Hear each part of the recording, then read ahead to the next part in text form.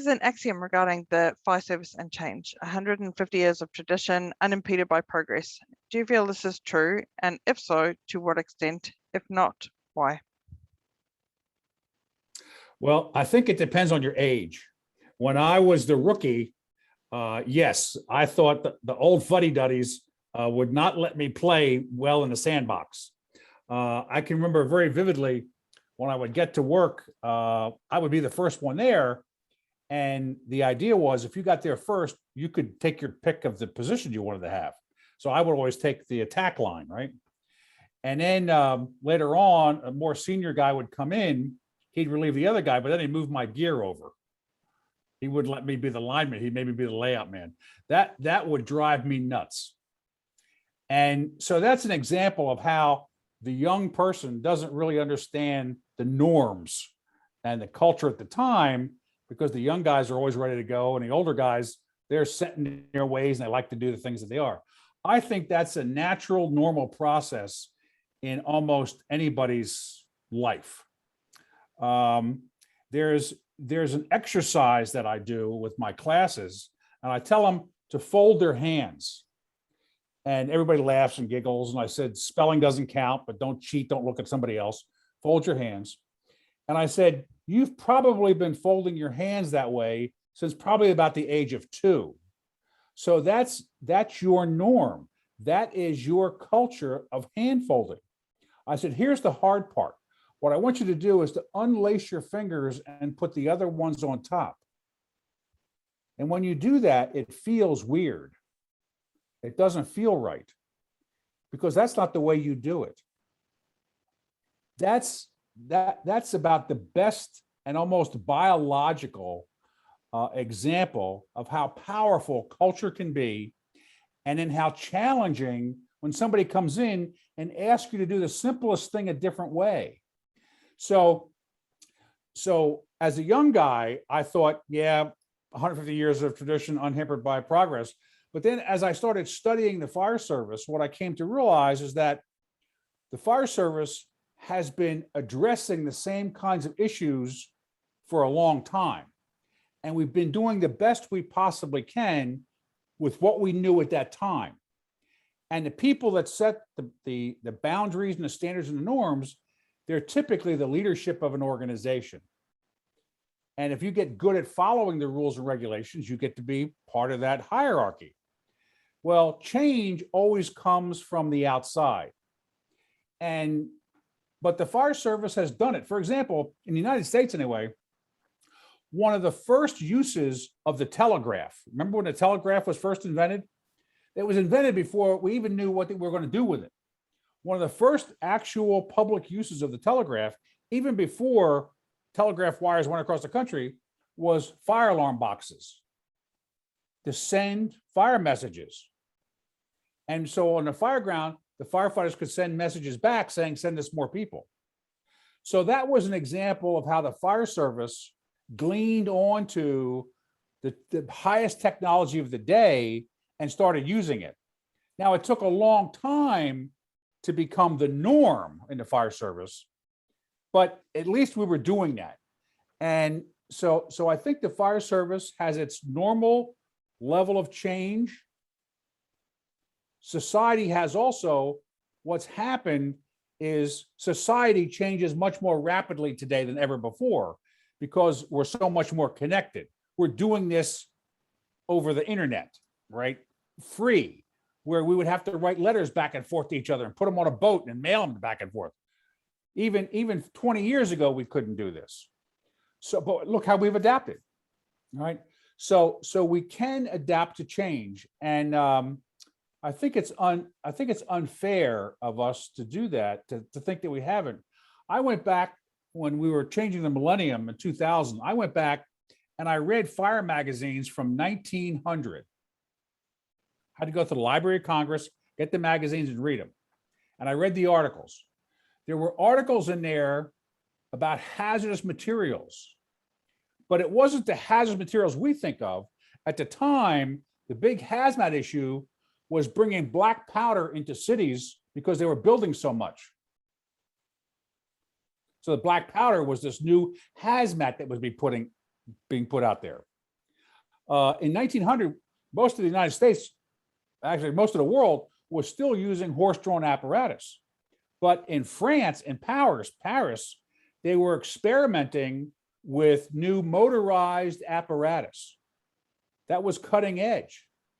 But you have to have good streets to be able to drive on. So it's all connected. There was an article in there in the early 1900s about women in the fire service. But it wasn't what we think of women in the fire service. It was a story about a European country that didn't have a lot of males. So all the firefighters were females. And they said they did a great job keeping all the fire barrels full around the town. But the point is they knew about it and they were talking about it. So when I saw that, I am convinced you could take a firefighter from 1900, put him or her in a firehouse today, and within about an hour, they could probably tell you what every piece of equipment was used for. They couldn't use it, but they would know what it was to do. So that's pretty cool. And 100 years from now, somebody will find this video and say, "Oh, those old Fargus," but they say, "Well, that Clark guy, he got it right." Yeah, we're still trying to figure out those kind of things. So, yeah, I guess that's my answer to that question. If the fire service is trying to address much needed change, is it embracing it enough, and what more could be done? Well, I'm of the school that says we can always do more, and I think one of our key issues for us becoming this true profession that the fire service wants to be is that professions have to be based on science and research. I learned this from my old professor, Frank Brannigan, because his thing was about building construction. And gravity is a physics issue. So you have to make sure you've got your physics correctly if you want the building to stand up. So humans have understand the physics of buildings for a long time because it wasn't good to fall down. But when it comes to the fire service, we have a hard time putting mathematical formulas to keeping firefighters safe, keeping humans safe from fire. Plus, we don't have the infrastructure. Even to this day, you cannot get a doctorate in firefighting. You can get a doctorate in fire protection engineering, but that's different than firefighting, all right? So until we have schools that see the actual act of firefighting as worthy of doctoral level inquiry, we're playing catch up. But even this notion, I'm not the first one that came up with this notion. The first time I read about this was a fire chief in Great Britain, Chief Morris Massey. In the late 1800s, he visited the United States. And when he went back, he wrote about his experience. And he said, I'm paraphrasing now. He said he was very impressed with how enthusiastic the fire chiefs were in America about their leadership and stuff. But he said he could not believe that their belief was the only way to become a fireman was by going to fires. And Chief Massey said, that doesn't make any sense. That's like saying the only way to become a physician is to start cutting off limbs without having any knowledge of the tools or the anatomy of what you need to be a surgeon. So Massey understood that, but we're still not studying ourselves at that level and preparing people to think that way. We are getting better. I mean, in the United States, the new underwriter laboratory testing that they're doing on actual squirting water and putting fires out, that is great stuff. They are blowing away some of our old dogma about what happens. Some of us are still resisting that. We don't want to hear that. We want to keep doing it the old way because it makes us feel good. And we can't be a profession just because it makes us feel good. And the analogy I use is that Every firefighter in the United States does CPR the exact same way, but they've changed how they do it many, many times based on the science and research from the medical discipline. Well, we understand that when we're putting Band-Aids on people, but we don't understand that when we're putting our own lives at risk trying to save other people. And that to this day continues to be a fundamental hole in our thinking and where we need to go. So we need to do more of that in the 21st century. What are the key factors in defining culture? Well, again, this has been an evolutionary experience for me. From the first day I came on the job, I was handed a beer and asked if I liked to play softball. That's why I became a firefighter.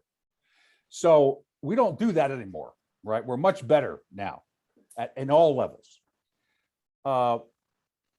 But this whole notion of culture and change, I've experienced it and then started studying it. So now I'm no expert in it. There's a lot of theorists out there about culture and change, and we need to go and look at their models and stuff and then apply them to our condition and our environment and our profession. So recently I wrote an article where there are 6 theorists and models that I've used over the time that I recommend help us explain what culture is and then also how it changes. And the thing that I bring to the table, and again, it's not new, but for me, it's important, is that the way our culture is only as good as the process that we use to get there. And we spend a lot of time looking at the outcome or the product without trying to understand how did we get that. Let me see if I can come up with an example. It's not going to cause consternation among our listeners.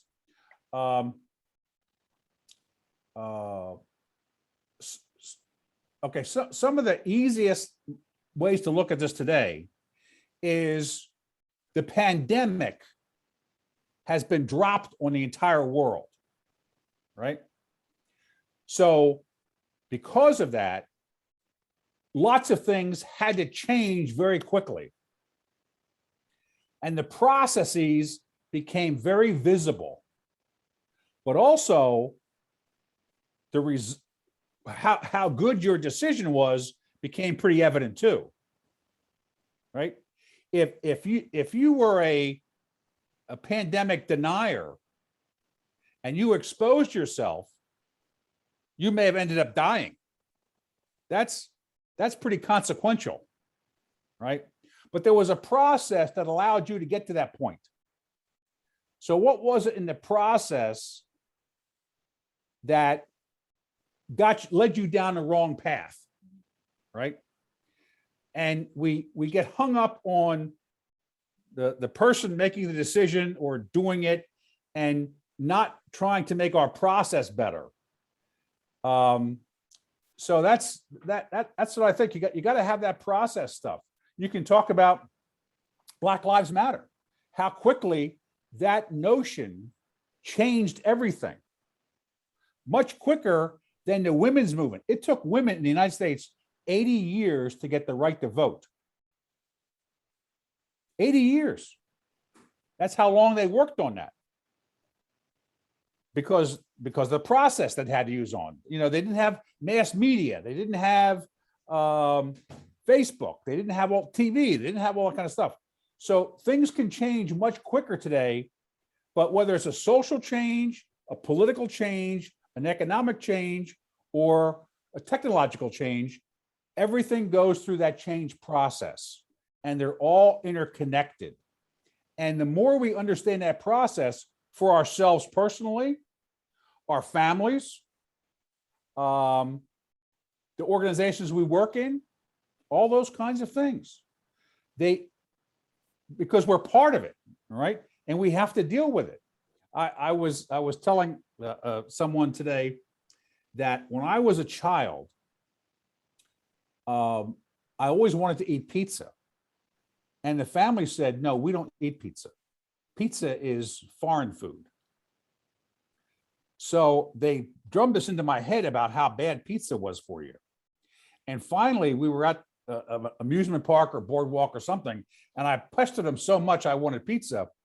They let me buy a piece of pizza. What happened? I ate it and got sick. Because I had been programmed to think pizza was wrong or not good for you. Because that's where they came from. That's what their environment was. So who I am today is the result of all the people and organizations and experiences I've had, some good, some maybe not so good, because if I would have never tried pizza again, I wouldn't eat pizza today, right? So it's serious. You know, I'm still trying to get firefighters to put their seatbelts on around the world because we have seatbelt accidents, because firefighters think they need to be fast and don't take the time to put their seatbelt on. That is a cultural problem that somehow needs to be changed. And just because we write the rule and regulation and put the seatbelt in the vehicle doesn't mean they're going to put their seatbelt on. So everything we want to change, we have to look at that process to really understand it. That's why this program was so exciting and interesting, because I think that's the foundation. Whether it's women in the fire service, whether it's neurodiversity in the fire service. I just came out a while ago about my own dyslexia. And I think the fire service is filled with personnel that are dyslexic because we're a psychomotor occupation. Chop, cut, squirt. Don't make me write a special report. That's the worst thing. I'd rather scrape barnacles on the bottom of the fireboat than write a special report. You know? So all those kinds of things are critical to us.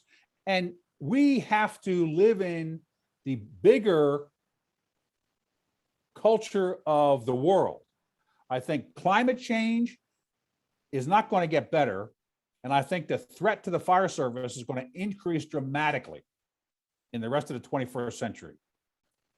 And, you know, I think one of our fundamental challenges is that the fire service is still primarily stuck on manual fire protection as its basic mode of operation.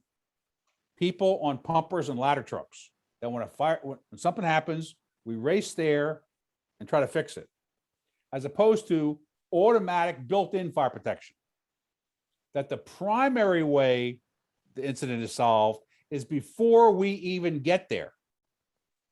That's really the only way that we're going to solve the problem, whether it's the brush fires or the forest fires in California, the Grenfell fire in Great Britain, the brush fires in Australia, all those kind of things. You can't keep building in fire-prone areas and expect not to burn your houses down, and then expect the fire service to come and fix it. You can't build a 20-story building out of lumber, out of wood, and think it's not going to burn down somehow. It is. You know, eventually it's going to come down.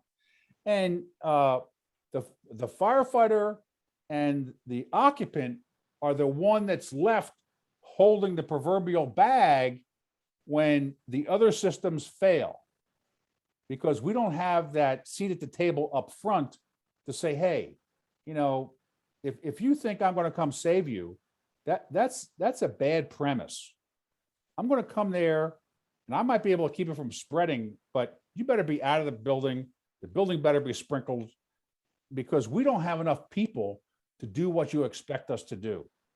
Even if you're in New York City, you know, and the World Trade Center and all those kinds of events that can happen just highlight that potential problem that we have. And the bottom line is, I love the fire service, but from day one, we can all do better. We can all do better. And I think that's what OpsCentral is trying to do. Can you imagine? I was talking to one of my doctoral students. She's a new division chief.